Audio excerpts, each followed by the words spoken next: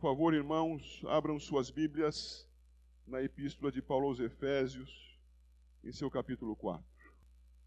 Apenas os primeiros 6 versos, irmãos.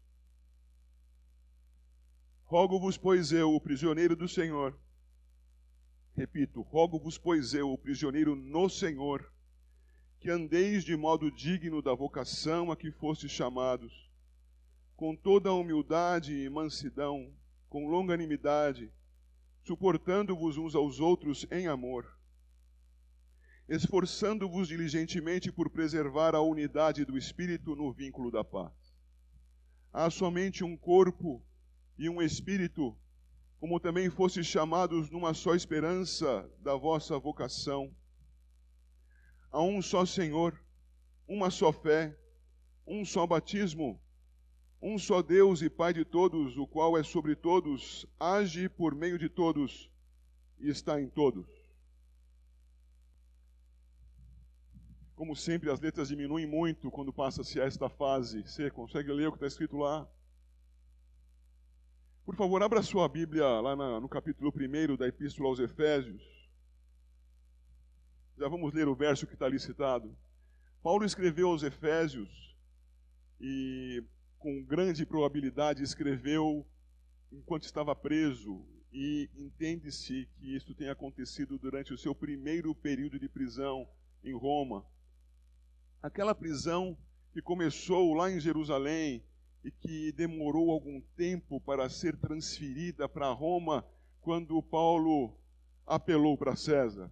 Talvez aqui boa parte dos irmãos se recordem disso.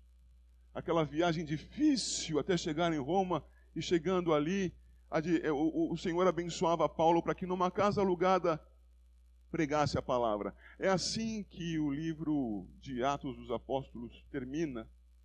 E naquele período, entende-se, Paulo estaria preso, portanto, e escrevendo cartas. E algumas destas cartas foram preservadas porque inspiradas por Deus e válidas para a igreja, e são as cartas de Paulo aos Efésios, aos Filipenses, aos Colossenses e a Epístola a Filemon. Estas 4 cartas, então, teriam sido escritas ao redor do ano 60, 61 da nossa era, portanto, depois de Cristo. Esta Epístola aos Efésios tem em seus 3 primeiros capítulos ensino de doutrina, ensino daquilo que nós devemos crer. E existe uma terminologia para filosofia da história.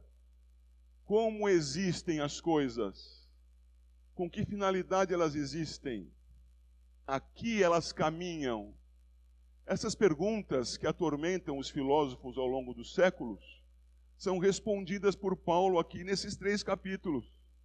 Em especial no primeiro e no começo do segundo, quando ele coloca tudo isto centrado no mediador.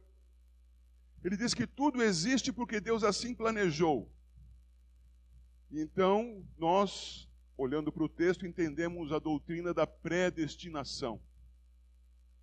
Tudo existe para a glória do próprio Senhor. E nós acabamos de olhar algo a respeito em 4:6, que acabamos de ler. E tudo existe centrado no mediador. E é este o primeiro verso que nós vamos ler no capítulo 1, verso 10. Acompanhe aí, diz o texto, que o nosso Senhor propôs em Cristo fazer convergir nele, na dispensação ou na administração da plenitude dos tempos, todas as coisas, tanto as do céu como as da terra. Este verso aponta para isto que muito resumidamente está escrito aí nessa legenda na sua tela. Isto é, a convergência de todas as coisas em Cristo. Cristo central nesta filosofia da história. Uma história que não seria cíclica, como querem fazer crer quando nos ensinam na escola ou até mesmo na faculdade. As coisas vão e se repetem em ondas. Mas não, uma história linear, que tem começo, meio e fim, e tudo isso acontecendo por meio de Cristo e centrado em Cristo. Ora, se tudo é assim, será que a igreja é como? Veja, por favor, agora voltando para o capítulo 4, capítulo em que se inicia a segunda sessão da epístola, uma sessão de aplicação da doutrina.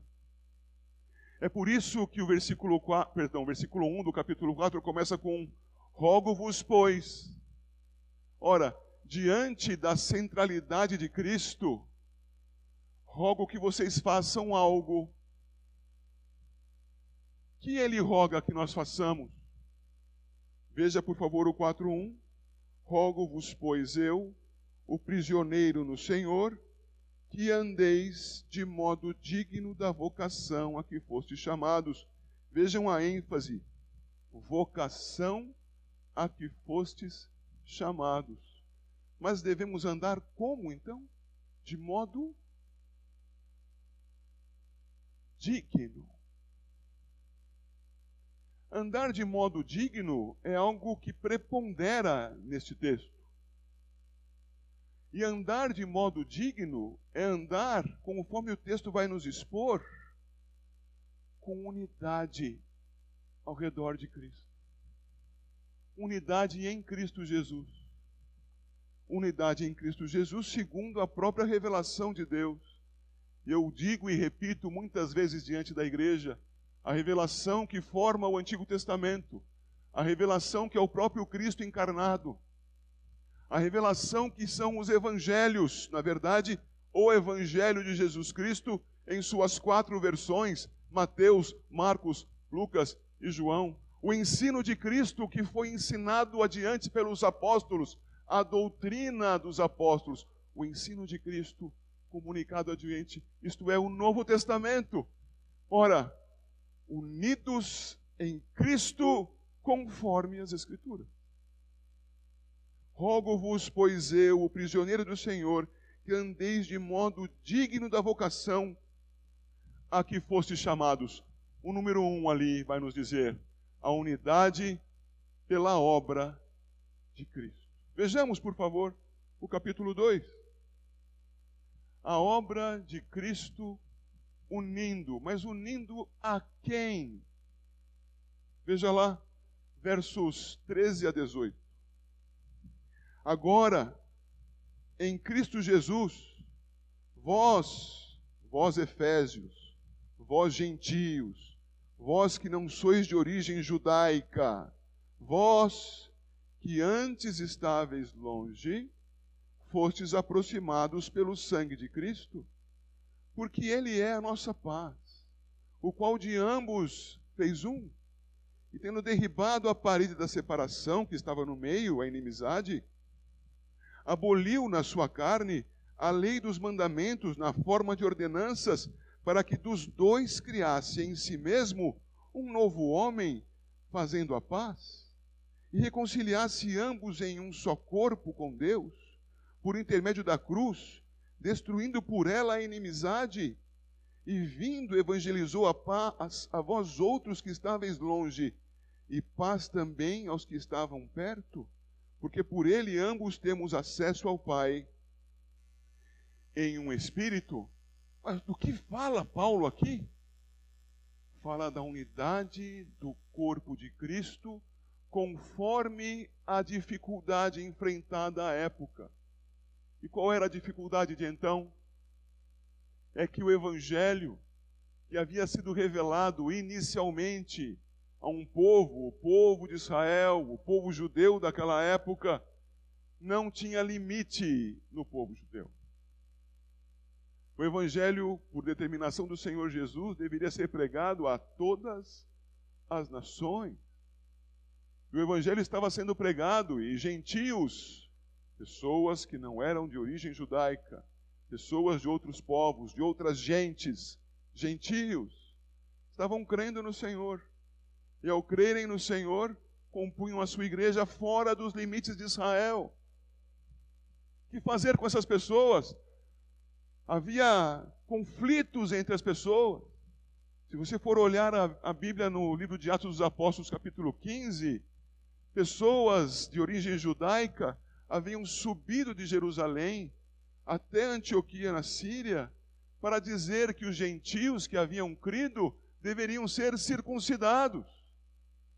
E por conta daquele ensino daqueles judeus, descem agora os judeus que ensinavam a circuncisão, juntamente com Paulo e Barnabé, e vão até Jerusalém, onde se organiza um concílio e discute-se o tema e conclui-se: não é necessário que sejam circuncidados.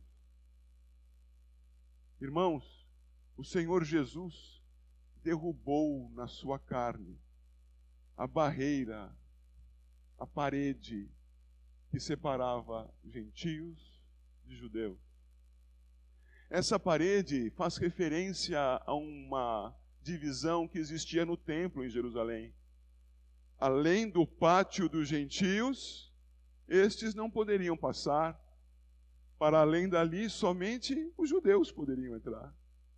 Jesus Cristo derrubou a parede da separação, de modo que gentios e judeus, em Cristo, um corpo, poderiam aproximar-se e adorar ao Deus verdadeiro.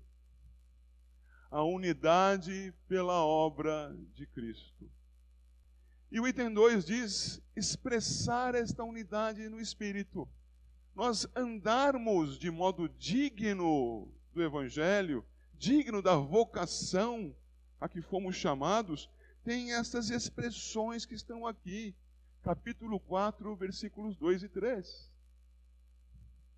Vocação a que fostes chamados com toda a humildade e mansidão, com longanimidade, suportando-vos uns aos outros em amor, esforçando-vos diligentemente por preservar a unidade do Espírito no vínculo da paz. Observem, fomos chamados à vida em Cristo Jesus. E o que é que nós fazemos chamados à vida em Cristo Jesus?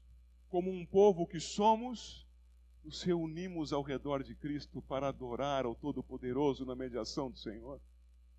E quando estamos juntos, então, como uma igreja diante do Senhor, no poder do Espírito, nos alegramos exaltando o seu nome, aprendemos quando a palavra é ensinada e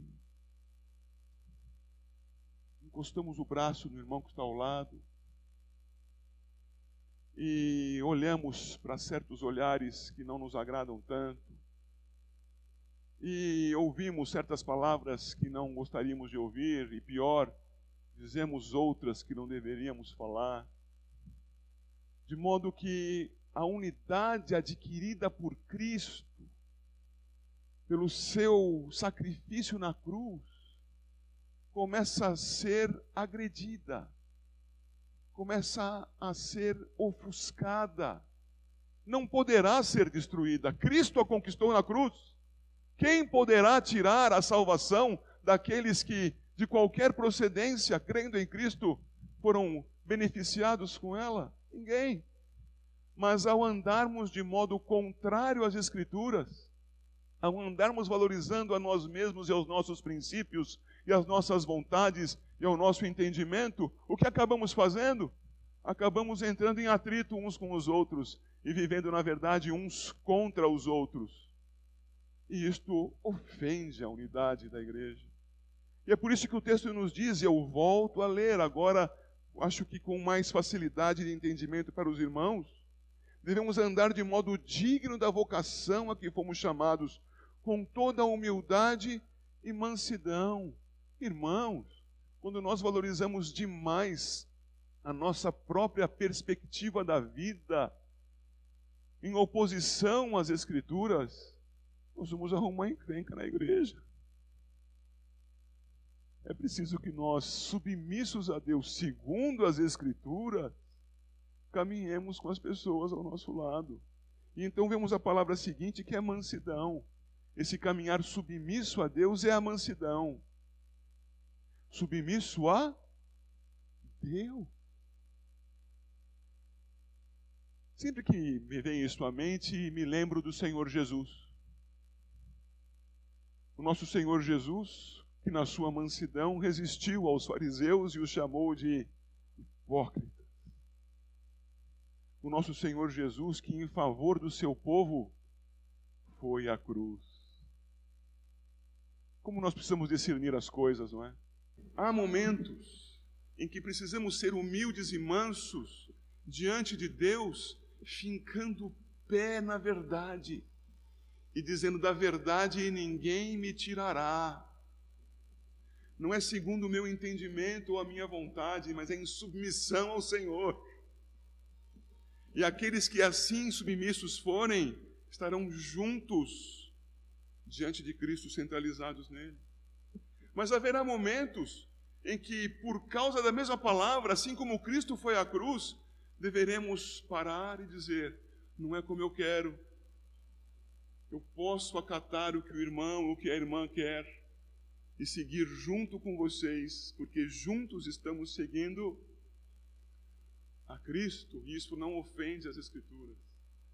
É preciso discernimento para isso. É por isso que ele diz: rogo-vos que andeis de modo digno. Não é uma questão imediata nem mecânica. É preciso estar em comunhão com o Senhor, buscando ao Senhor em oração e caminhando humildemente, mansamente, na comunhão com Ele. Há mais aqui, este item tem vários aspectos, e diz aqui também: com longanimidade, suportando-vos uns aos outros, suportando-vos em amor. Longanimidade, isto é, suportando aquilo que acontece e que vem do lado de lá, do outro cotovelo no qual esbarro, suportando pacientemente, prolongadamente, e suportando isto, diz o texto ainda, em amor. Alguns se suportam porque estão coagidos, constrangidos pela lei, pela sociedade, pelas dificuldades do mundo. Então, tudo bem, eu vou aguentar porque não tem outro jeito. Enquanto não tem outro jeito, eu sigo por aqui. E isto é sofrimento sobre sofrimento. Mas a palavra diz que isto é em amor. Logo, se é em amor, fica bem mais fácil. Então, nos suportamos uns aos outros por causa do que Cristo fez conosco. E expressamos o amor dele, do Redentor, para que amparemos aqueles que estão ao nosso redor. E o 3 diz duas palavras muito fortes. Olhe para o texto, por favor. Esforçando-vos diligentemente. Isto é, não é qualquer esforço. Não é o esforço de alguns segundos, quando você passa o dedo pela tela do celular, ele não responde, você passa de novo, passa a terceira vez e fala: droga, não funciona. É diligentemente. É prosseguindo e por mais tempo, e o tempo que for necessário diante de Deus, para andar segundo a vocação, andar de modo digno a vocação que nós fomos chamados. Fomos chamados à unidade. Então faremos pé firme na doutrina e cederemos aquilo que não ofender a palavra do Senhor. E o faremos em amor. E o faremos com esforço. E o faremos para preservar a unidade do Espírito no vínculo da paz. Vejam quantas palavras juntas para dizer unidade. Unidade do Espírito no vínculo, unidade da paz, paz, unidade. O Senhor tenha misericórdia de nós e nos abençoe. E nos conceda que nós andemos de modo digno, como chamados, aquilo que Cristo adquiriu na cruz. Unidade do seu povo, de qualquer procedência. Vimos lá em 13, 1 Coríntios 12, verso 13. Não importa se é grego, se é judeu, se é escravo, se é livre, vinculados em Cristo Jesus, vinculados e expressando isto com empenho, com esforço, com dedicação, porque do modo que eu sou pecador, você também é. E nós, em Cristo, é que vamos nos suportar uns aos outros. Porque se nós ficamos valorizando aquilo que nos divide, preparem-se, teremos uma semana sem saber nada a respeito uns dos outros. Será que tem sido assim?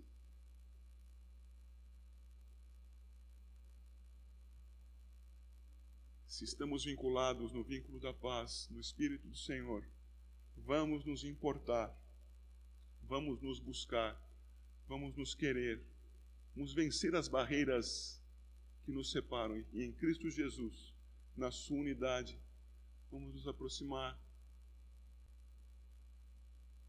E então, irmãos, vivendo de modo digno a vocação com que fomos chamados, começamos a ver no texto que se segue, versos 4 a 6, curiosamente, sete aspectos que marcam esta unidade. Sendo que 3 deles não são simples aspectos, são as pessoas da Trindade. Há pouco lemos em 1 Coríntios 12, versos 4 a 6, as 3 pessoas da Trindade. E aqui eu leio de 4 a 6 e você verá facilmente elas mencionadas. Há somente um corpo e um Espírito. Como também fosse chamados numa só esperança da vossa vocação, há um só Senhor, uma só fé, um só batismo, um só Deus e Pai de todos, o qual é sobre todos, age por meio de todos e está em todos. A Trindade está aqui. A Trindade, irmãos, é integradora da unidade. Eu sei, são 2 palavras apontando novamente para o mesmo significado. Somos um porque Cristo derrubou as barreiras que nos separavam. Mas nós tendemos, por causa das nossas maldades, da nossa corrupção, da nossa pecaminosidade, nós tendemos à divisão. Mas a igreja habitada pelo Senhor, isto é, os redimidos, sob a ação do Senhor, são integrados pelo próprio Senhor.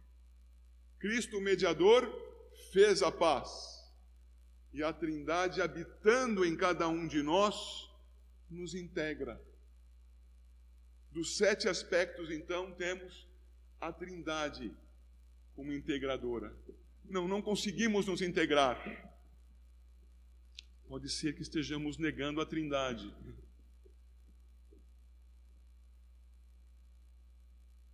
Estamos.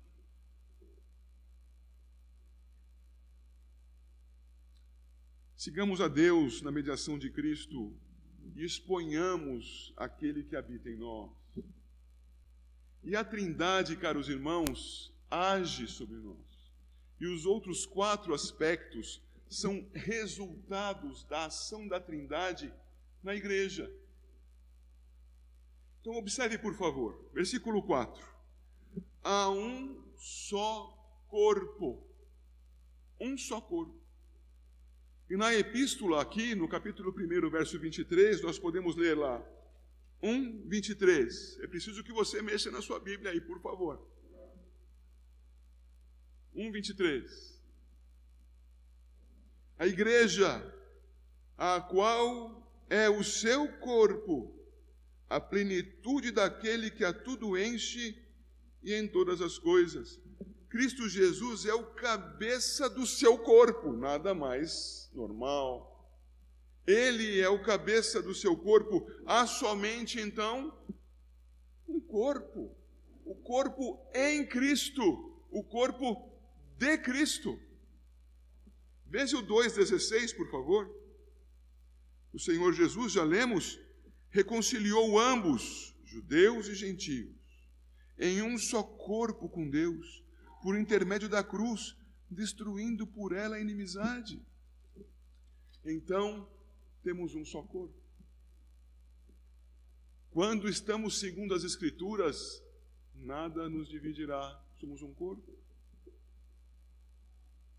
O que é que faz haver centenas, talvez milhares de denominações neste país nosso aqui? Falta das Escrituras. E não seguindo as Escrituras, não estamos centrados no Senhor Jesus. Digo nós, igreja brasileira, e não estando sentados no Senhor Jesus, a Trindade não está em nós. E assim, afastados do nosso Deus, como poderemos andar unidos? As coisas não são independentes umas das outras, elas estão juntas. O Senhor Jesus morreu por nós. Então, crendo no Senhor Jesus, devemos andar segundo as Escrituras. Meus caros, se andarmos segundo as Escrituras, andaremos juntos. Um corpo de Cristo, um corpo em Cristo. Mas o texto segue, e vai dizer aqui o texto ainda dizendo assim: fostes chamados numa só esperança da vossa vocação. A esperança, irmãos, é uma esperança que existe agora quanto às coisas de agora. Eu tenho esperança de ser mais santo, de ser mais justo, de ser mais parecido hoje, amanhã e depois, nos tempos destes dias, mais parecido com Cristo. Eu tenho esperança disso. Ó Senhor, tem misericórdia de mim. Você tem esperança disso? Essa é uma esperança atual. A esperança de andar como Cristo andou. Mas a minha esperança também é futura, porque por causa de Cristo eu espero que na volta dele eu seja aproximado dele como um bendito do seu Pai, como uma ovelha à sua direita, à direita do pastor. Tem esperança futura.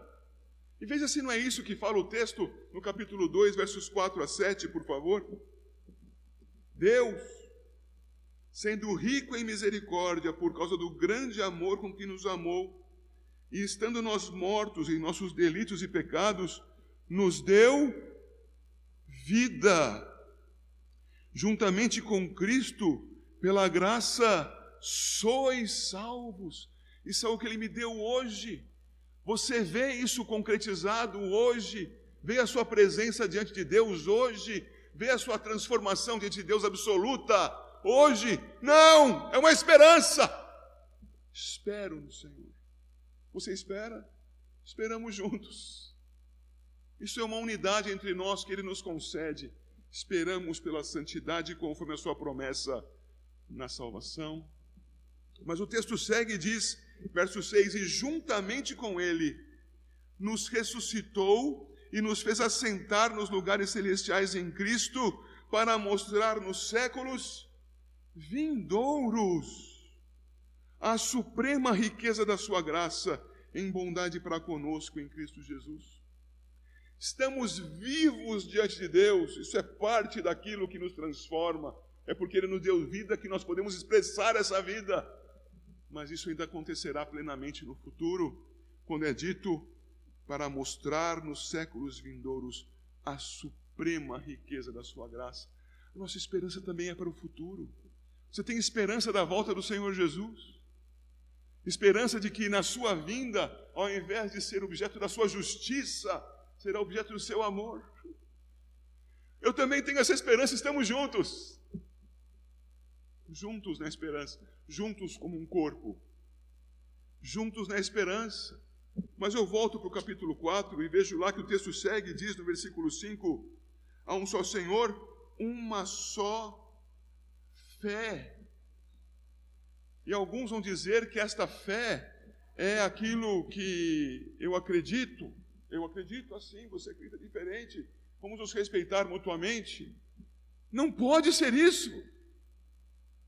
Porque se a minha fé é distinta da sua, como ela pode ser uma, única? O que é uma fé aqui? Uma fé, primeiro sentido, é aquela que o Senhor nos concedeu para que nós crescemos. Veja o capítulo 2, verso 8. Porque pela graça sois salvos mediante a fé. Opa, isso não vem de vós, é dom de Deus. Se fosse a minha fé, ela seria diferente da sua. Mas a fé que eu tenho em Cristo deve ser a mesma fé que você tem em Cristo, porque foi Deus quem nos deu a fé em Cristo. Somos unidos pela fé nesse primeiro sentido. Mas nós temos um segundo sentido para esta fé. E a fé que nós temos e abraçamos é a fé cristã segundo as Escrituras. A sua fé é também um credo. Aquilo em que você crê, aquilo em que você deposita a sua fé. Temos uma só fé. E o que é a substância dessa fé? A revelação do Senhor que está em nossas mãos. Quando uma igreja valoriza mais um aspecto e outra igreja valoriza mais outro aspecto, os aspectos mais valorizados acabam sendo tão importantes que se tornam únicos. E então a fé, como não é posta em toda a Escritura, produz divisões. Mas quando a igreja está centrada na fé que Deus lhe deu, naquilo que ela deve crer, a fé é única. E então estamos unidos na fé. Porque há tantas igrejas, porque nós não seguimos as Escrituras igualmente. E como devemos fazê-lo? Como devemos nos policiar, nos corrigir, orar a Deus? Senhor, dá-me entendimento da Tua palavra, conforme a Tua vontade. Abandonar os nossos preconceitos e ler as Escrituras para entender a vontade de Deus. Eu lhes digo, e não faço com orgulho, faço agradecido a Deus por sua misericórdia. Aleluia! Sou um cristão reformado, porque voltei para as Escrituras, seguindo o passo histórico de retorno para elas. Quantos hoje fogem das Escrituras? Carregam as Escrituras como se fossem desodorante. Outros carregam as Escrituras como se fosse um mero aplicativo de celular. As Escrituras são a nossa regra de fé, a mesma fé, e por isso a mesma prática. A unidade da igreja também passa pela unidade de fé. A fé que Deus nos deu na sua palavra. Estude a palavra, conheça a palavra. Quanto mais conhecermos as Escrituras, mais confirmaremos a unidade que Cristo nos deu. E há mais um aspecto aqui no nosso texto. Verso 5 diz, uma só fé, um só batismo. Aí então a confusão também aumenta mais ainda, porque alguns são imersionistas. Outros fazem batismo por aspersão ou por efusão. Uns batizam em nome do Pai, do Filho e do Espírito Santo e o fazem num movimento só. Outros fazem isto em três parcelas sem juros, em nome do Pai, em nome do Filho, em nome do Espírito. Há igrejas que fazem assim. Seria esta a unidade no batismo? Não pode ser, porque se fosse esta, não haveria unidade. Que unidade há? Nós lemos há pouco, irmãos, também em 1 Coríntios 12, verso 13. Até foi feita uma pequena ênfase. Fomos batizados em uma só água. Lembra-se disso? Fomos batizados em um só Espírito. Um só batismo. O que passo a dizer agora vai trazer a alguns estranheza, mas é preciso que você pense sem os preconceitos que você talvez carregue para entender a palavra. Pense comigo. Cristo é o batizador com o Espírito, não é? Se você for lá na sua Bíblia, no Evangelho de João, no capítulo 3, você verá uma menção de que o Senhor Jesus fazia e batizava mais discípulos do que João o Batista. E depois o capítulo 4 inicia dizendo que Jesus Cristo batizava e abre um parêntese no versículo 2. Se bem que não era ele quem batizava, mas os seus discípulos. O Senhor entregou o batismo com água aos seus ministros, aos seus discípulos. Porque o batismo com água é mero símbolo. Ele é importante, é claro que é, mas é símbolo de algo muito maior. O batismo que ele mesmo administra sobre os crentes, que é o batismo único do Espírito. Há quantos batismos, segundo o texto de Efésios 4, verso 5? Há um só Senhor, há uma só fé, há um só batismo. Portanto, quando nós andamos segundo as Escrituras, nós possamos identificar no batismo, nos rituais variados que há pela igreja, a variação também de interpretação das Escrituras, conforme as limitações de cada grupo. Limitações. Então, alguns farão, como acabei de exemplificar, com 3 mergulhos. Outros farão com apenas 1. Outros farão com aspersão ou com efusão. Isso são formas do símbolo. Mas o que importa é mais do que o símbolo. Obedecemos ao Senhor realizando o símbolo, mas o que importa é o batizador e aquele que Ele usa para batizar. Cristo Jesus batizando com o Espírito Santo. Isso não acontece num evento separado da vida com uma segunda bênção. Acontece sobre todos os que creem, porque estamos vinculados num só corpo, numa só esperança, numa só fé, num só batismo. No Pai, no Filho, no Espírito Santo. Não há crentes especiais, há um corpo de cristãos. Os textos que estão ali lançados nós podemos ver, 4 de 20 a 24, veja lá. Não foi assim que aprendestes a Cristo, se é que de fato tendes ouvido e nele fostes instruídos, segundo é a verdade em Jesus, no sentido de que, quanto ao trato passado, vos despojeis do velho homem que se corrompe segundo as concupiscências do engano, e vos renoveis no espírito do vosso entendimento, e vos revistais do novo homem, criado segundo Deus, em justiça e retidão, procedentes da verdade. Ora, cadê o batismo aqui? O batismo aqui está citado, por favor, mantenha-se alerta. O batismo aqui está citado em referência a Romanos, capítulo 6, versículo 4. Quando a novidade de vida é uma marca exemplificada no batismo por imersão.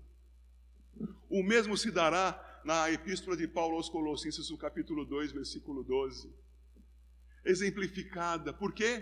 Porque o batismo tem este significado e mais 3 que vou mencionar. O batismo significa abandonar a vida de pecado, morto para o mundo e vivo para Deus. É isso que está aqui em Efésios 4, versos 20 a 24. Mas há um segundo significado. O segundo significado é estar debaixo do sangue de Cristo. Você pode anotar ou pode ir lá conferir no final do capítulo 24 do livro do Êxodo. Após o sacrifício, cumprindo a ordem do Senhor, Moisés aspergiu o sangue da aliança sobre o povo. E essa aspersão demonstrou que o povo estava debaixo do sangue e por isso estava em aliança. Em 1 Coríntios capítulo 10, é dito logo em seus 2 primeiros versos, que nós fomos batizados na aspersão ao passarmos, representados pelo povo de Israel, pelo Mar Vermelho. A aspersão indicando estar debaixo do sangue do Cordeiro. O que significa o batismo quando imersão? Significa nova vida em Cristo. O que significa o batismo quanto à aspersão? Estar debaixo do sangue do Cordeiro em aliança com o Todo-Poderoso Deus. Mas o que mais pode significar o batismo? O batismo significa, segundo o livro de Gênesis, capítulo 17, significa, irmãos, a inserção no povo visível de Deus. E lá em Gênesis 17, o Senhor fez registrar que Abraão, tendo seu nome modificado para Abraão, deveria colocar nos meninos um símbolo da aliança. Um símbolo nos meninos ao 8º dia. Meninos sem consciência ainda do que acontecia com eles. E eram circuncidados. e todos os que estavam sob a autoridade de Abraão, adultos até, incrédulos até, sob a autoridade de Abraão, receberiam o sinal da aliança, a circuncisão. Um terceiro significado para o batismo é a inclusão no povo visível de Deus. E isso está marcado em Gálatas, capítulo 3, a partir do verso 23. Não há diferença entre grego, judeu, escravo, livre, homem ou mulher. Mulher não poderia ser circuncidada, mas pode ser batizada. Não há mais derramamento de sangue. A inclusão dos que creem e dos seus descendentes no povo da aliança, o povo visível sobre a terra. E há o grande significado do batismo. Jesus Cristo, ressurreto dos mortos, apresenta-se no cenáculo aos seus discípulos, capítulo 20 de João. E depois de dizer, não temam, sopra sobre eles e diz, recebei o Espírito Santo. Esses quatro significados, repito, esses quatro significados do batismo estão no uso da água. Nova vida, sob o sangue, participante do povo visível de Deus, sim, marcado, selado com o Espírito Santo.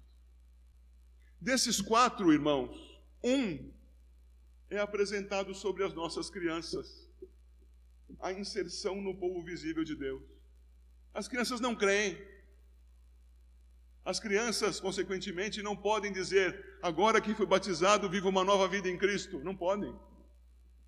Elas não podem dizer, estou debaixo do sangue da aliança e por isso estou salva. Não podem. Por não terem crido em Cristo, elas não podem ser preenchidas com o Espírito Santo, porque somente em Cristo há salvação. Mas o batismo significa para as crianças que elas fazem parte do povo da aliança, do povo visível de Deus sobre a face da terra. De modo, irmãos, que nós, aliancistas como somos, batizamos as nossas crianças. O batismo das Escrituras. O batismo das Escrituras, administrado por Cristo, é o do Espírito que nos faz um. Olhando para essas coisas todas, irmãos, nós vemos as bases da nossa fé. Aquilo que nos une. E nós, como presbiterianos, a partir dessas bases, fazemos registros legais. Eu preciso lhes dizer isso, preciso que você continue alerta aí. Nós fazemos registros legais porque, com o passar do tempo e com a existência de igrejas por todo o canto nesse país, nós podemos passar a ter distinções nas nossas práticas. E não devemos ter. Nós somos uma igreja séria, fundamentada nas Escrituras, e que precisa então caminhar de maneira ordenada. Por isso nós temos leis. E, por exemplo, cito a vocês aqui a Confissão de Fé de Westminster, capítulo 28, o seu 7º parágrafo, onde se diz que ninguém será batizado 2 vezes. E por que não? Porque é um só batismo, é o Espírito Santo. O batismo administrado por Cristo Jesus. Houve o batismo simbolizando aquilo que as Escrituras ensinam? Houve. Não há necessidade de fazer de novo. Não houve. É preciso que ele seja administrado. E é assim que dizem os artigos 16 e 24 da nossa Constituição. Falando que nós temos crianças que são batizadas na sua infância. Mas que essas crianças poderão se tornar membros comungantes da igreja se professarem a sua fé enquanto sob a autoridade de seus pais. E fixa-se um momento para isso na nossa lei, que é a maioridade civil.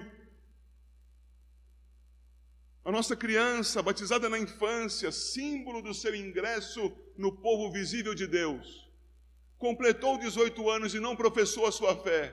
O que ela faz agora? ela é tratada como gentia e publicana, como incrédula. Ela não creu. Ela não andou entre nós como um cristão, como uma cristã. O que acontecerá com ela no futuro?